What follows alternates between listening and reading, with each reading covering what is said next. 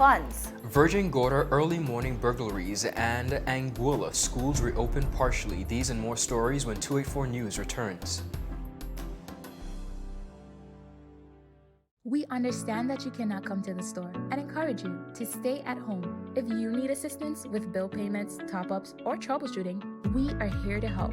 Call us at 444-4444 from 7 a.m. to 7 p.m. daily, or visit our website at www.cctbvi.com. Click Top Up here or My CCT for top-up or bill payments. Social distancing with CCT.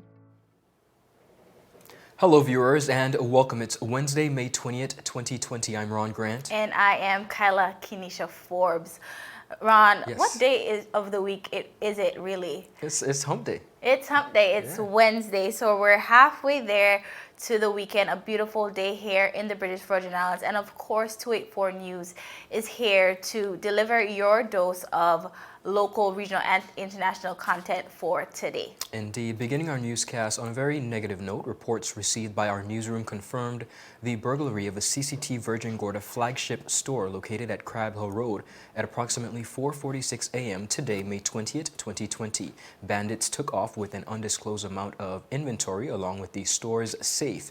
The property was also sustained and damages were quite severe. It was also reported that another business within the vicinity was also burglarized. Police were on the scene and are investigating the matter. Anyone with pertinent information about the incident are asked to contact the Royal Virgin Islands Police Force at its 3-digit access number 311 or the intelligence unit at 368-9339. Again, that number is 368-9339. All information will be treated with the strictest of confidence.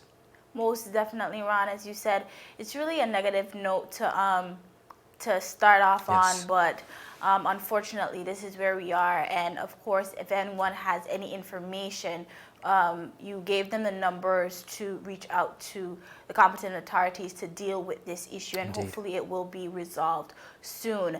But viewers, topping the newscast for today, Premier of the Virgin Islands and Minister of Finance, Honorable Andrew Fahie, have made it clear that the government will not be heavy-handed when dipping into the territory's reserve fund at this time. Now, viewers, let's look at a clip from last night's press conference where Premier Fahie addressed this issue. While there are some persons who are pushing us to dip into the BVI's rainy day savings, it is unwise for us to do so to any great degree. We must resist doing this as much as possible because the BVI, as we all know, is prone to catastrophic events as we saw in 2017. We cannot break the piggy bank and spend it all at once. In any event, we are limited in touching the reserve fund because this will compromise the BVI based on the ratios in the protocols for effective financial management that the former government agreed with the United Kingdom government.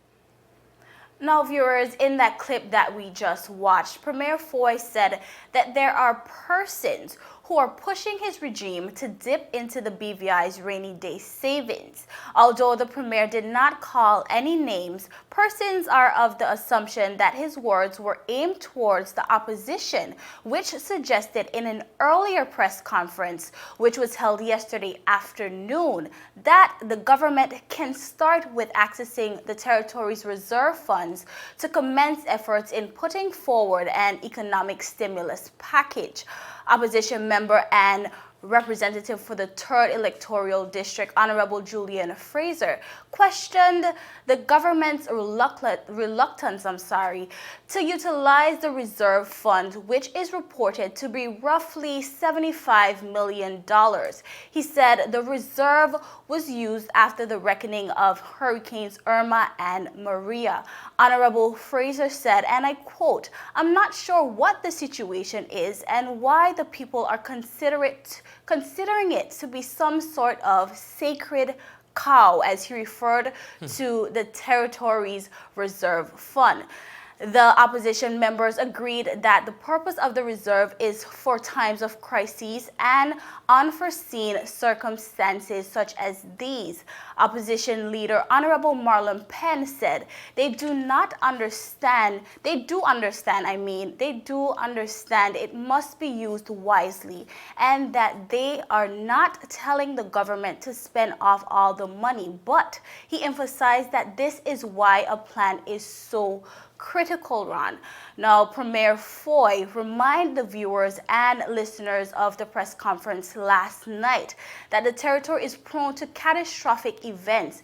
And as he rightfully said, Ron, many reports have reported this year's hurricane season to be above average. He also explained that the government is limited in touching the reserve fund because this will compromise the BVI base on ratio in the protocols for effective financial management that the former administration government agreed to with the United Kingdom government, Ron. This is a lot. This is a lot of back and forth. On both ends of the spectrum, we're hearing different stories. One feel as though the reserve fund is there to be used in times such as these, and the premier is basically saying he's a bit reluctant in doing so. Well, Kyla, this is a very important story, and as you mentioned about the back and forth, it takes two to tango. So clearly we see where once one person makes a statement, we kind of have a rebuttal. But the point in case, the fact remains that a stimulus package, the purpose of a stimulus package is to really save an economy from going downward. We are now in a downward state 2 months later, and we don't have a solid plan. So I think the methods provided by the opposition are better than nothing. We have not seen anything come forward yet. So in their defense, they are making their best initiatives and proposals to the government. But persons need to understand that in case of crisis and in case of a pandemic like we see, a stimulus package is to save a country or a business or an entity from falling short. We have already fallen short. So now is not necessarily the time. The time would have been 2 months ago. But irregardless, the people of the Virgin Islands are still in need of some sort of a blueprint, some sort of a sketch, so that we can understand the way forward. Yes, most definitely. And as I said before, the opposition leader, he basically said that he is not telling the government to squander this money, but this is why economic plan is so important to see the way forward. Honorable Frazer, in that same press conference yesterday, he basically said that it is already late. We are days, months late on this plan, but of course it's better late than never. Indeed. Continuing on, residents can now access primary care services at the BVI Health Services Authority community clinics around the territory of the Virgin Islands, including prescription, drop-offs, and pickup. The primary healthcare facilities were closed following the institution of the curfew by the government in response to the novel coronavirus. Director of Primary Healthcare, Dr. Natasha Frett, said the clinics are providing services ranging from wound care, child health immunization, family planning, chronic disease, home visits, telemedicine, antenatal and postnatal care, and the prescription drop-off and pickup. Now, Dr. Frett added that the BVI Health Services Authority is quite pleased with the telemedicine service currently being provided to chronic care patients. She said, and I quote, "This was something we put in place during the lockdown and it has been working well. We are able to keep in touch with our patients and directly engage them in the management of the disease. This service will continue." The Theresa Smith Blyden Rowtown Health Center, Rosalind Penn, Iris Penn Smith, Joss Van Dyke, Nurse Iris O'Neill, North Sound, and Romalia Smith over in Anguilla, their clinics have resumed regular services. Persons wishing to access services are encouraged to call and make appointments and ensure, of course, they wear a mask, ensure their hands are sanitized, and are complying with social distancing instructions in place at each facility. Now, Dr. Frett said the clinic schedules have been reviewed and revised to ensure that all community needs are met in a safe manner. In this new regular, Fred also announced that prescriptions will be filled by the pharmacy and returned to the clinics for dispatch. Persons will be able to collect the prescriptions and pay at the clinic for their convenience. The director of primary health care advised by saying, and I quote, "We are trying to make things easier and accessible for our clients while remaining safe from COVID-19. I want to encourage persons who will be using this service not to wait until their medication is finished, but to fill their prescriptions. Prescriptions should be filled at least 5 days prior to completion to ensure continuity of the medication." According to the director, immunization activities were also affected during the pandemic lockdown, and immunization clinic appointments have been increased at all health facilities to facilitate missed vaccinations. Children will be scheduled for appointments, with priority being given to persons requiring the measles vaccination. Kyla, this is great news. Our community clinics across the Virgin Islands serve a very, very important purpose. It allows persons within the various communities, whether it is on the main island of Tortola, as well as Virgin Gorda, Jos Van Dyke, and of course Anguilla, to be able to access primary care without having to go to the state-owned facility, Dr. the Honorable Orlando Smith Hospital, but be able to stay in their communities and still receive this service. So we are so happy, and I want to commend the BVI Health Services Authority, and particularly Dr. Natasha Fret, for their keen work that they've been doing in making sure that they're, one, keeping the people informed, and two, they're allowing us to be able to get our necessary health care needs. Most definitely, Ron. But viewers, we have so much more for you. If you want to hear more about what the government and the opposition had to say, stick with us, because 284 News will be right back. Eco? Eco? Eco? Everyone is speaking about eco-friendly products. We wanted to take the time to introduce the Eco Island brand. Eco Island is a brand dedicated to providing you with a reliable and cost-effective solution. Eco-friendly products for your restaurant, hotel, bar, office, and home. With takeaway trays, bags, cups, paper straws, cutlery, and cleaners. For more information, follow us at Eco Island 100. Viewers, welcome back to 284 News. Now, in a live press conference held on the 12th of May 2020 by the government of the Virgin Islands, our news house 284 Media asked the Premier of the Virgin Islands, Honorable Andrew Fahie, if the government has any intentions of conducting any repatriation efforts for Virgin Islands nationals living abroad. Here is what Honorable Andrew Fahie had to say to this question. We can't answer that as yet. I can't say yes, I can't say no. When the protocols put in place of how we're going to deal with the nationals returning home, then we will start to see what all is needed in terms of the difficulties they have. I'd like to say yes, but I don't want to say yes or no yet, because it might be that there are flights, because up to last evening, 2 airlines contacted us through the BVI Airports Authority asking when can they put up their flights coming from Puerto Rico to the BVI. So we have planes that are already waiting. They just want to make sure they have the protocol, and we get their protocol also to make sure how they're handling the aircrafts coming in here into the Virgin Islands and out of the Virgin Islands. So I can't answer this yet, but in short order. Ron, in that clip that we watched from Premier Fahie, he was basically saying that the government is still formulating a plan as it relates to nationals coming home, and information on that will be delivered in short order. Let's keep in mind that that clip was from the 12th of May, and we're still awaiting more information on that. But Ron, Honorable Julian Frazer, he advocates for repatriation of Virgin Islands nationals abroad, and he asks the government to compensate persons who are trapped overseas and are incurring expenses while they are overseas. Let's watch a clip from yesterday's press conference when Mr. Honorable Frazer voiced these sentiments. Continue to remain an advocate for our citizens who have been trapped overseas.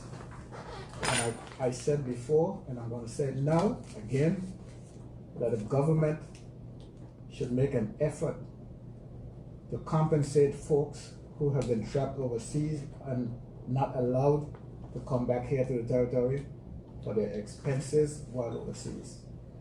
Those expenses that were incurred. If other countries can go out of their way to repatriate their citizens, which means bring them home from wherever they were, we can certainly take care of their expenses while they are away. We didn't bring them home, we left them out there to dry, hang them out to dry. I want to commend the leader of the opposition for Honorable Frazer, he spoke passionately on the issue that he refers to as or people being prohibited to re-enter the territory. He said that he is specifically fighting for people who lives in the territory here in the BVI and has been stuck overseas due to border closure. Honorable Frazer described the act of refusing citizens access to their home for this long as unconstitutional. The government has announced that on June 1st, 2020, the borders will be reopened to Virgin Islands nationals. Nationals scheduled to travel back to the territory was informed that they are to inform the government 7 days in advance of their travel date. This was announced by the government of the Virgin Islands as a part of the phased reopening plan. People are still awaiting further information on this. Now, Ron, some nationals have voiced concerns and are asking questions such as these. When will information be available on the process to complete prior to nationals returning home? Of course, persons are eagerly awaiting this information as they are trying to make preparations to return to the territory. Another question is, when nationals are finally allowed to enter the territory, will this be executed in phases? What is the plan associated with nationals returning home? And another question is, will the government be offering assistance? Now, nationals overseas are very interested in repatriation flights to return home. Ron, these are all concerns coming from the general populace overseas and persons who are here just hoping for their families to return home soon. And Kyla, those are all very valuable concerns by residents. Unfortunately, what we've been hearing a lot throughout the territory of the Virgin Islands, and let me just say before I go into that at the end of the day, this is something new, unprecedented. A lot of persons, leaders particularly, have not experienced or have knowledge in handling something like this. But the residents, I think what's most frustrating for them is that they continue to hear soon, an announcement will be, soon, an announcement will be. And it brings me back to the phrase, al frata no mabi. It makes you wonder whether or not something is actually going to come out of it. But at the end of the day, I could understand the frustration, and I could also understand the aim of the government in wanting to protect the borders. But like the Honorable Julian Frazer is saying, you're doing that at the expense of your own residents in some regards. So we continue to wait and see what will become of this. Most definitely, Ron. Continuing on in the regional scene, a very great news. The Anguillan has reported that with all 3 confirmed cases of the coronavirus thankfully recovered, Anguilla has taken a cautious but important step to ease out of its lockdown with the partial reopening of schools on Monday, May 11th. The just dissolved Anguilla United Front government, along with the Governor's Office and the Ministries of Health and Education, took the decisive measure and made the decision for Forms 5 and 6 of the Albina Lake Hodge Comprehensive School, grades 5 and 6 of the primary schools and the preschools to reopen. For several weeks following the temporary closure of the schools, the threat of the coronavirus, it was arranged for the comprehensive and primary school children to continue their education with online lessons and studies set by their teachers, with supervision, of course, by parents, while the 5th and 6th form students and the 5th and 6th grade students are now back in school with strict sanitary and social distancing arrangements in place. The other students in lower forms and grades are still learning at home. Both the Ministry of Education and Department of Education of Anguilla have issued a press release clearly setting out the new school arrangements and the protective measures against the spread of the coronavirus disease. Chief Education Officer Mr. Bren Rumney, who had been extremely busy in the online discussions with the Ministry and Department of Education in Anguilla, officials, including specialist teams within his own office, took pains to emphasize much of the above stated press release and to further advise parents, students, and the general public on various matters of interest and concern. He said, and I quote, "All schools at the pre-primary level of preschools are opening, but they are determining the arrangements institution by institution." He further explained, and I quote, that because of the space limitations at some of the institutions, they are also taking a phased approach. We are encouraging parents to contact those schools and to obtain that information from them in terms of which groups of students will come back initially and which groups will be phased in over time, and how social distancing will be adhered to. We have had meetings with all of those schools to ensure that we can provide ongoing support in a variety of ways, and we are doing that. We assisted them with the training of their staff and how to clean and sanitize the premises. We assisted them with sanitization supplies and other resources, and we are continuing to monitor and work with them to ensure that our students at the foundation level are getting the educational services that they need at this stage. Our primary focus at the levels is those students who are transitioning from pre-primary to primary in September. We want to ensure that foundation is cemented and they get the support that they need. Now, Mr. Rumney continued and said, at the primary school level, all of them are open. We are focusing on a phased approach and are trying to be measured and careful. So we are only bringing back in the physical classrooms grades 5 and 6. Those are grades that are coming back first across the island. The other grades, kindergarten to grade 4, will remain at home and taught remotely using an e-learning platform. Teachers will increase the number of live sessions with those students to ensure that new material can be taught, evaluated, and that the students have the direct connection with the teachers. He also said we are focusing on students who have transitional work to complete in grades 5 for grades 6, which they started in September. Now grades 6 students are scheduled to do the external examinations, CPA, in a couple of months.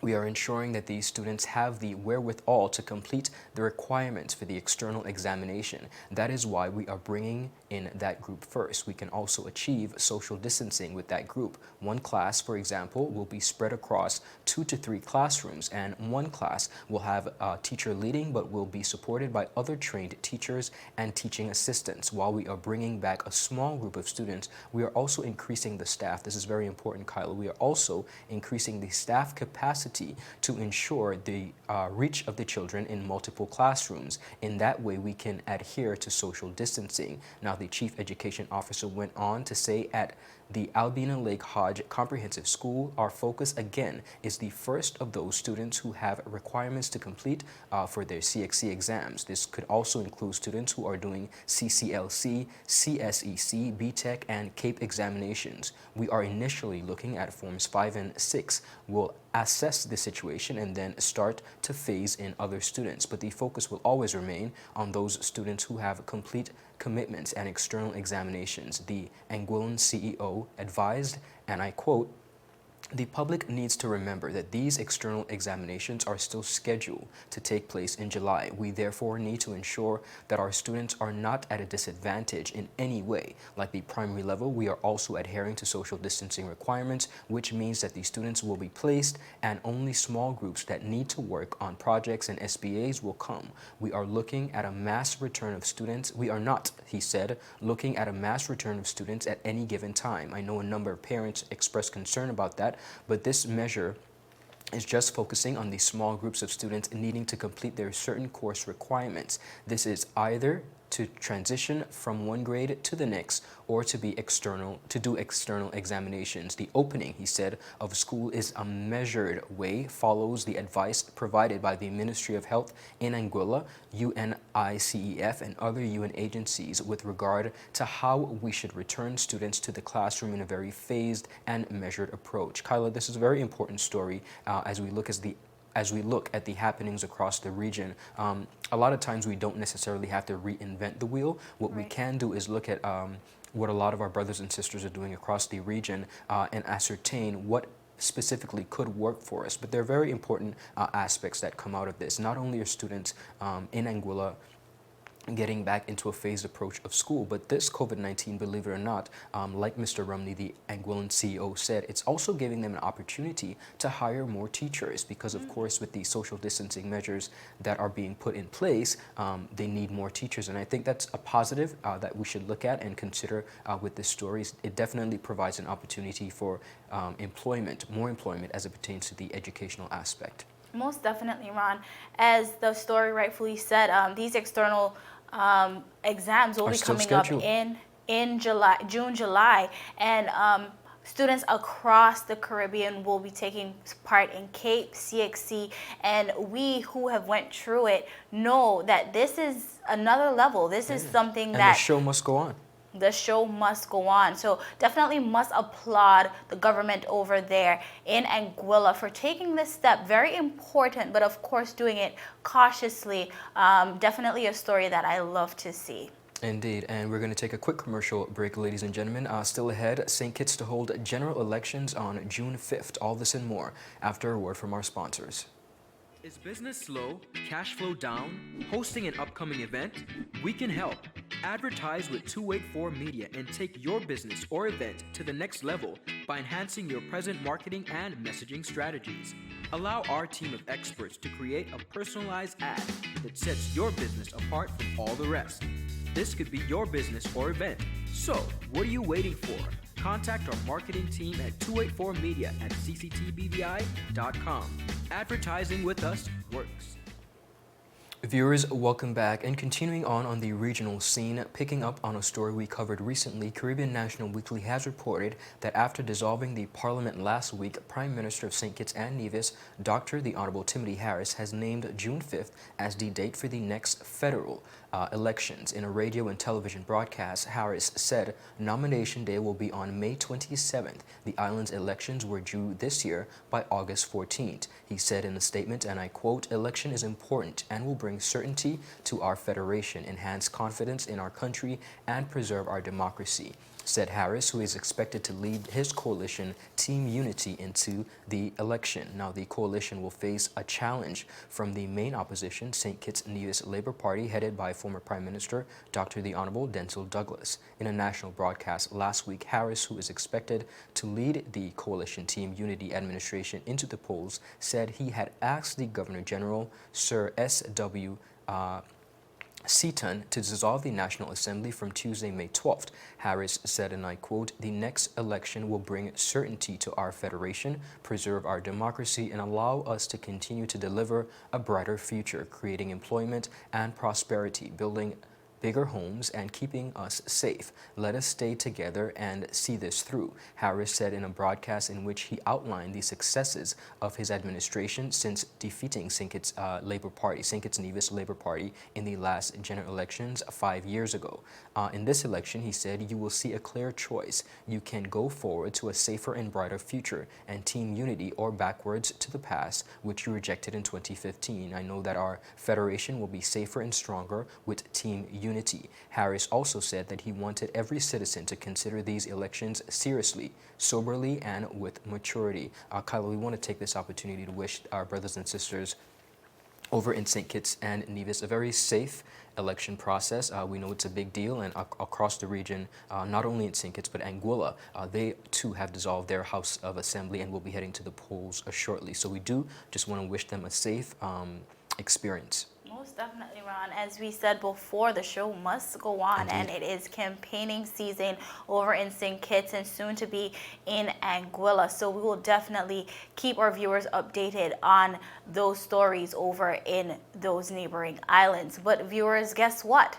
That's it for today's news roundup. Be sure to follow us for daily news updates at 284media.com and like us on Facebook at 284media and 284BVI on Instagram as well as Twitter. I am Kyla Kenesha Forbes. And I'm Ron Grant. We'll see you again tomorrow as we deliver your daily dose of local, regional, and international content. 284 News, your source for honest and impartial news right here on 284 Media. Happy Wednesday, everybody. See you later.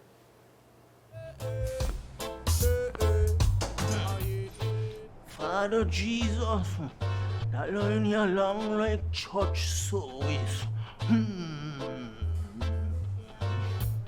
Alright, do enjoy the rest of the day.